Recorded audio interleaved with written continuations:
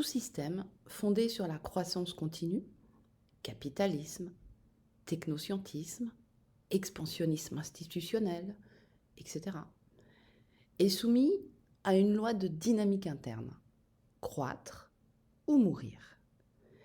Cette logique est la même qu'en biologie. Un organisme vivant qui cesse de croître entre en phase de déclin progressif, sauf s'il se métamorphose. Or, notre système global n'a pas opté pour la métamorphose. Il persiste dans la croissance quantitative, faute de savoir comment, ou vouloir, évoluer qualitativement. Cela crée une tension existentielle que beaucoup d'entre nous ont déjà perçue.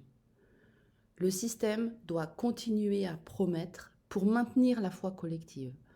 Plus de confort, de vitesse, de sécurité, de performance. Mais il ne peut tenir ses promesses sans s'autodétruire.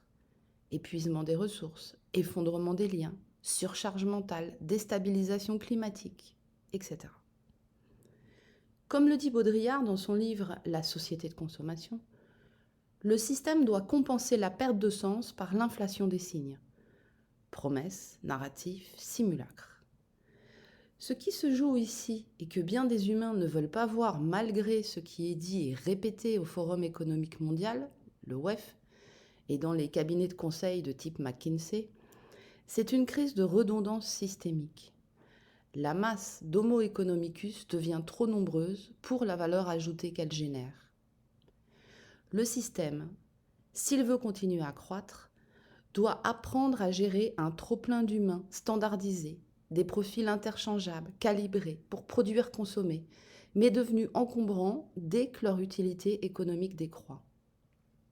C'est une stratégie froide, presque comptable, gérer un surplus humain.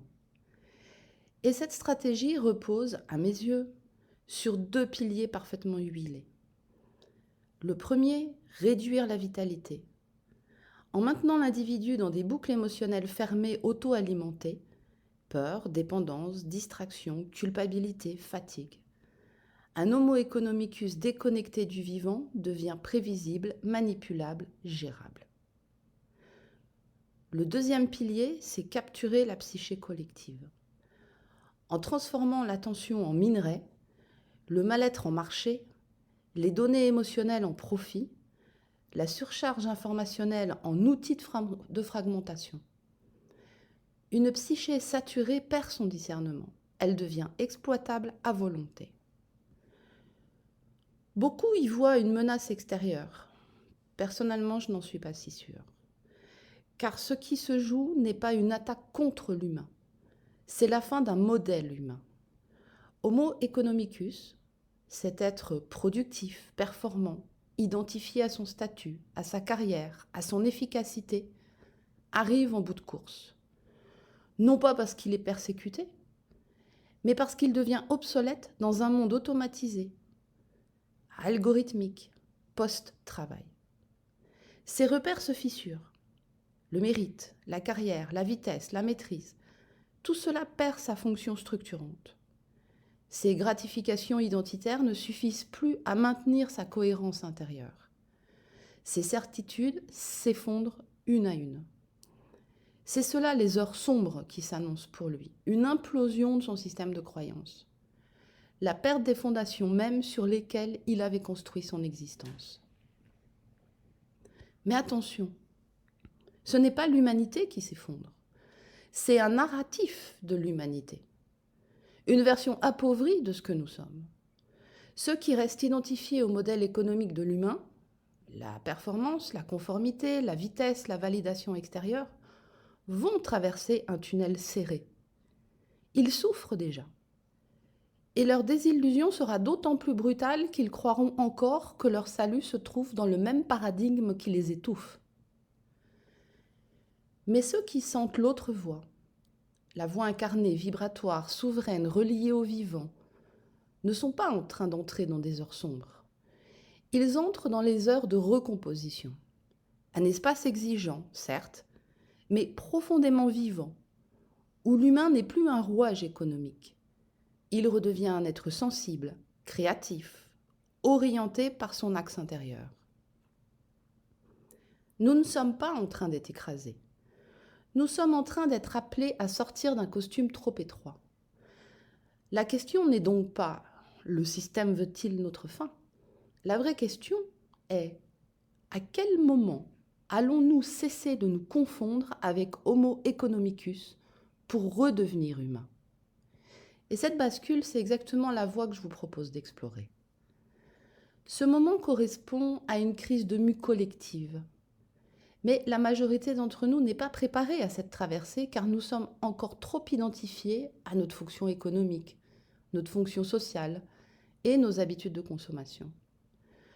Lorsque ces fonctions s'effondrent, le vide intérieur apparaît, ce qui entraîne pour Homo economicus des angoisses ou même de la panique. Cette panique peut s'exprimer par du repli, de la nostalgie ou des réactions identitaires. Elle peut aussi prendre la forme d'une fuite, addiction, hyperactivité, quête d'optimisation infinie, violence contre soi, contre les autres, contre le monde. On peut également voir ce processus comme une étape nécessaire pour la mutation du système lui-même. Le système, pour continuer à exister, n'a plus besoin de la foi naïve d'Homo economicus, mais de sa docilité résignée. C'est une mutation de la servitude. Il a donc besoin qu'Homo economicus s'épuise pour survivre. On peut déjà observer autour de nous les signes de cette mutation. La fatigue existentielle se généralise ainsi que les burn-out. On observe de plus en plus de cynisme social, de désenchantement face aux institutions, l'effondrement du sens du travail, les tentations d'exil communautaire, et de plus en plus de besoin de retrouver du sacré, de la reliance, de la nature, de la lenteur. Tout cela témoigne qu'Homo economicus n'y croit plus, mais qu'il ne sait pas encore quoi croire à la place. On arrive à un point de rupture, où l'être humain cherche à cesser de jouer le rôle d'Homo economicus, non pas par idéologie, mais parce que son corps, son système nerveux, sa psyché n'en peuvent plus. L'échappée ne naît pas d'une vision spirituelle ou philosophique, elle naît d'un épuisement physiologique profond. Le modèle Homo economicus exige de l'humain l'inverse de ce que le corps demande pour rester en santé. Biologiquement, un humain est un organisme cyclique, relationnel, sensible, lent dans ses vrais processus, multidimensionnel et profondément dépendant de la cohérence interne. Ce décalage crée un stress structurel, non pas lié aux événements, mais à la forme même de la vie moderne. Avec le temps, ce stress devient toxique et le corps commence à dire non. Ce qu'il faut comprendre, c'est que le corps déclenche la sirène d'alarme avant la conscience. Pour beaucoup de personnes, l'échappée commence par la fatigue chronique, des inflammations, une anxiété latente, une hypervigilance accompagnée de problèmes de sommeil, la dérégulation de l'axe HHS, hypothalamo-hypophyso-surrénalien, la perte de joie, le brouillard mental et les tensions musculaires permanentes donnent l'impression d'être poursuivis par la vie. Ce sont des signaux biologiques de survie, pas des crises psychologiques. Le corps dit « ce rythme, ce rapport au monde, cette façon de fonctionner me détruit. Si tu continues, je te mets à l'arrêt. » C'est un mécanisme d'autoprotection. L'échappée n'est pas un choix intellectuel. Ceux qui sortent ne le font pas par idéalisme, mais parce qu'ils sentent que rester dans cette forme de vie les tue. Et ils ont raison, car le modèle Homo economicus fait monter les taux de cortisol, augmente la charge cognitive, l'inflammation, la solitude, l'isolement émotionnel et la perte d'ancrage. On observe même une dégradation de la structure du cerveau et de ses capacités de régulation. L'échappée, dans ce cas, n'est pas un luxe, mais une réaction d'autoconservation. À cette étape de la prise de conscience, Homo economicus s'aperçoit que le système ne le retient pas par la force, mais par des boucles émotionnelles auto-entretenues qui capturent son énergie vitale, mentale, spirituelle, alors qu'il pensait être affranchi. Les principales boucles émotionnelles qui ramènent l'Homo economicus rebelle dans le giron du système opèrent sur 3 niveaux. Psychique, ses pensées et son identité.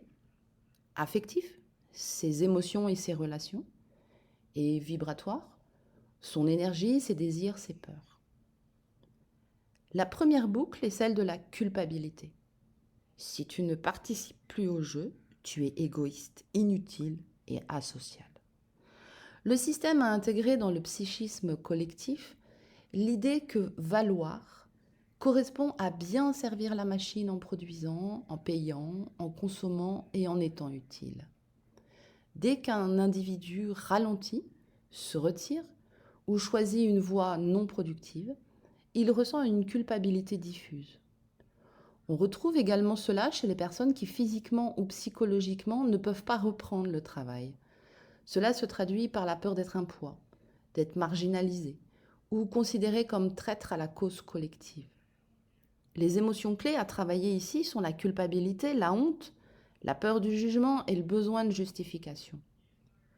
Pour sortir de ce piège, il est important de reformuler la notion de valeur de l'individu en termes d'intégrité et d'alignement à la vie en soi.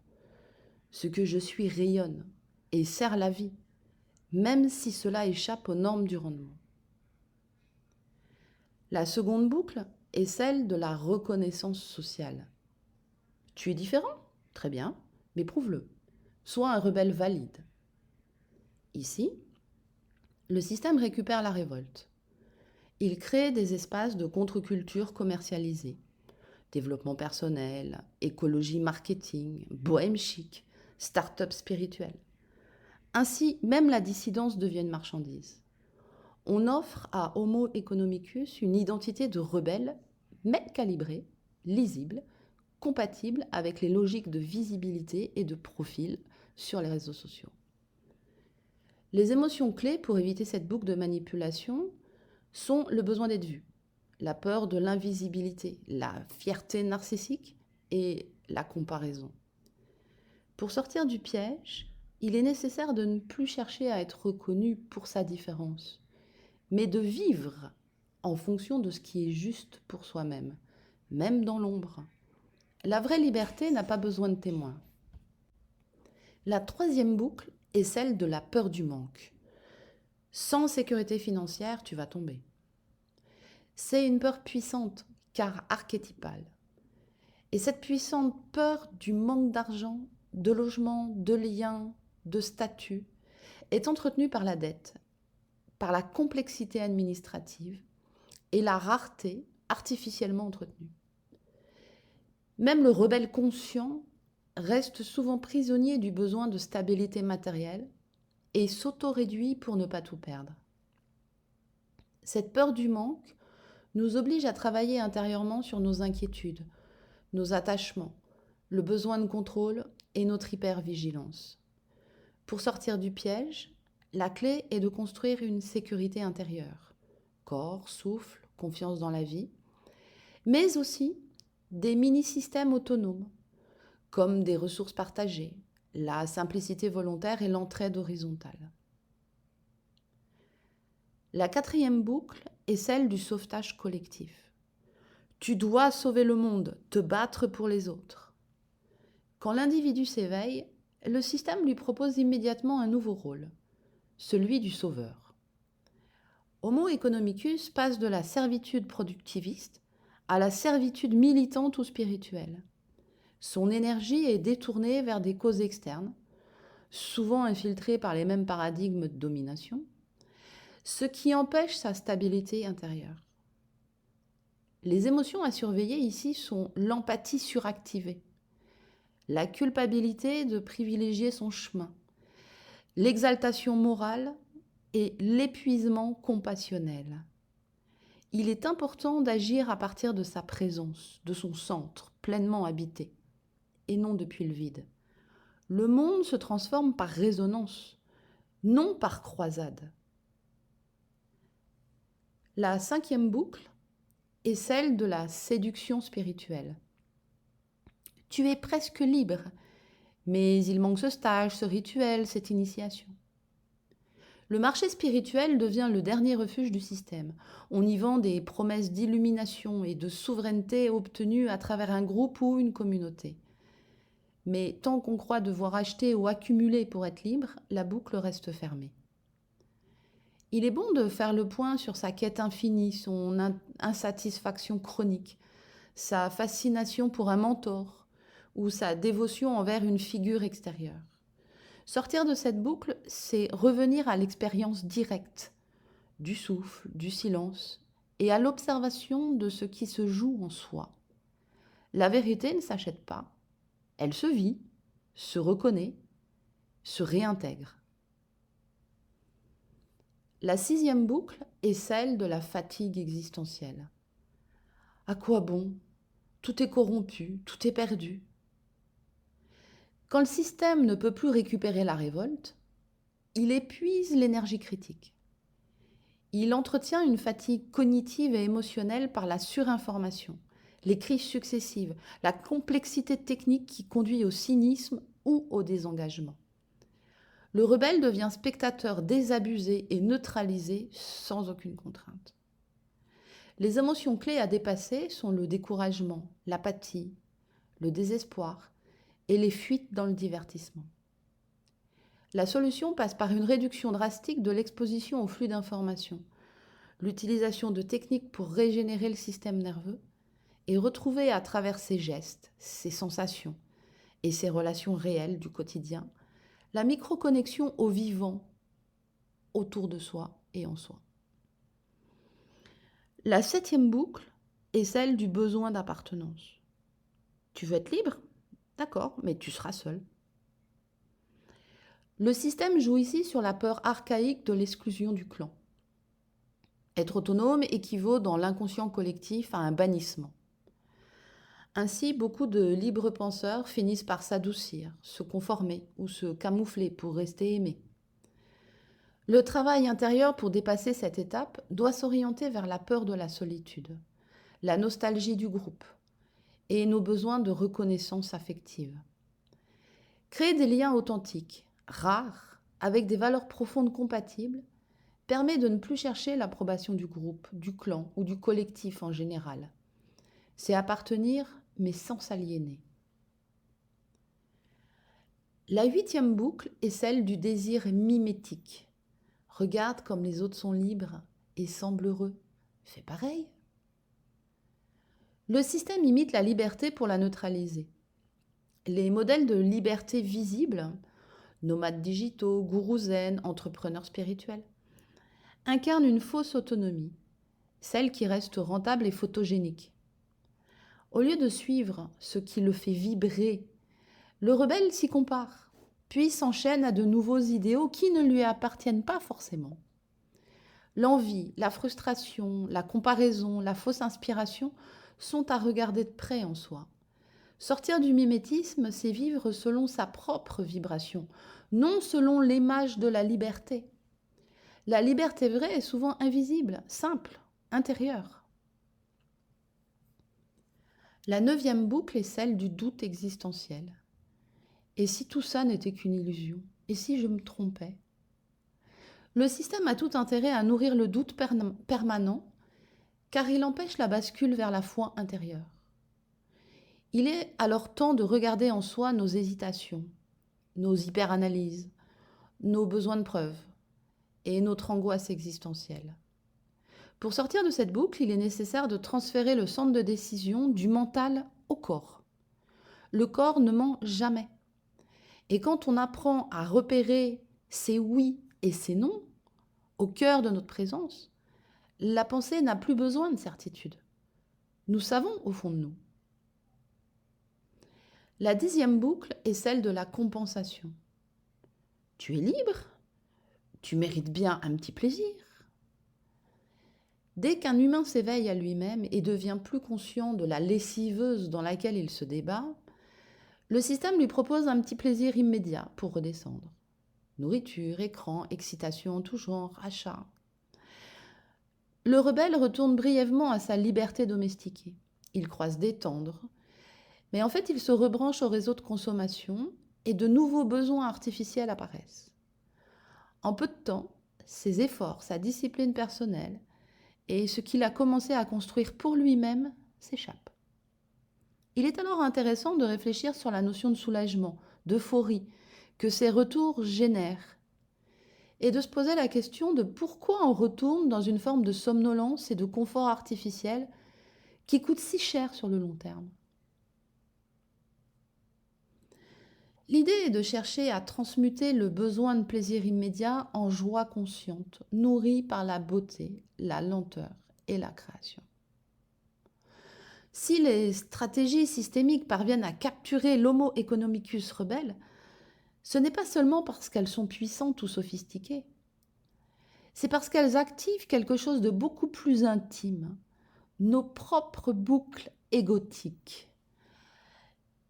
L'ego, ce n'est pas un moi arrogant, mais un vieux mécanisme de protection, né pour nous éviter de ressentir ce qui nous dérange, ce qui nous dépasse, ce qui risquerait de fissurer notre identité. Il agit comme un gardien qui préfère nous maintenir dans un confort artificiel plutôt que de nous laisser traverser un inconfort transformateur.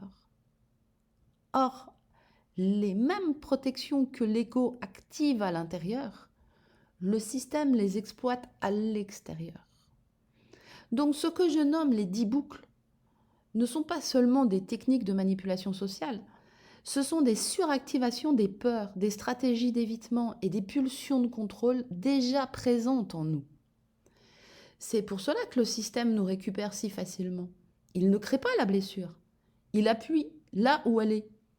Il ne fabrique pas l'ego, il se contente de nourrir ce qui le maintient vivant. Le système prospère parce que nous restons réactifs, parce que notre mental cherche à comprendre au lieu d'être présent, parce que notre ego préfère éviter l'inconfort plutôt que de laisser naître la vraie vitalité. Dans ce sens-là, la sortie n'est pas une révolte extérieure, c'est une désactivation intérieure. À mesure que nous reconnaissons nos propres boucles, peur de manquer, besoin d'être validé, recherche de sécurité, fuite du vide, confusion entre mouvement et vie, nous reprenons la main sur notre énergie. Et une fois que ces circuits internes se calment, la prise du système se relâche, mais comme par magie. Le système ne peut manipuler que la partie de nous qui n'est pas encore consciente. Dès que nous redevenons présents, enracinés, incarnés, il perd son pouvoir d'attraction et de capture. Et c'est là que commence la souveraineté intérieure.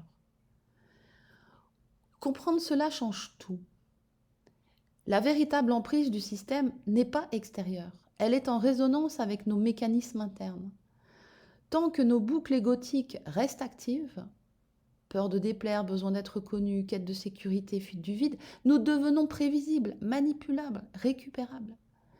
Le système n'a plus qu'à amplifier ce qui vibre déjà en nous. Mais dès que nous commençons à désactiver ces circuits internes, quelque chose se décale. Notre vitalité remonte, nos décisions deviennent plus justes et notre rapport au monde cesse d'être réactif. C'est là que s'ouvre un autre chemin, celui d'un fonctionnement naturel, vivant et souverain, au cœur même d'un environnement artificiel. Et c'est précisément ce que Libre Essence vise à réapprendre. Retrouver sa vitalité, ce n'est pas fuir la complexité du monde moderne, c'est y évoluer autrement, avec plus de justesse, moins de résistance et une présence qui agit sans s'épuiser. Ce chemin ne demande pas de tout changer, mais d'habiter autrement ce que vous vivez déjà, de redevenir vivant dans un système automatisé, libre au cœur même des structures et inspiré là où d'autres s'éteignent.